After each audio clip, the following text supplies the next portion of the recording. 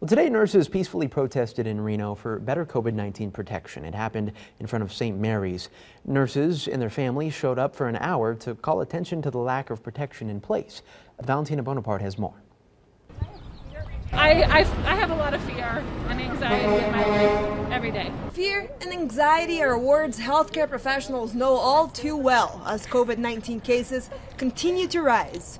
I don't think people understand at all the level of the problem that we're experiencing right now, still 6 months after this virus appeared in. A reality many don't understand but try to support. Yay, thank you! Nurses and their families gathered in front of St. Mary's to ask for proper COVID-19 protection. We got lucky in a lot of ways here with the equipment that we had on hand, but it's fallen apart.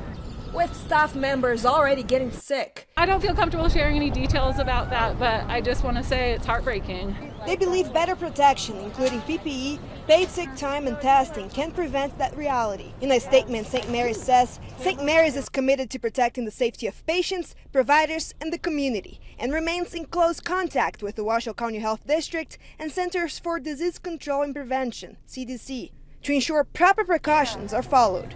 But that doesn't seem to be enough to convince those behind the masks. We are allotted our one mask for the entire shift to be worn for the full 12-hour shift. Even though they understand it's a global problem, they feel that more can and should be done. We're practicing in crisis PPE mode.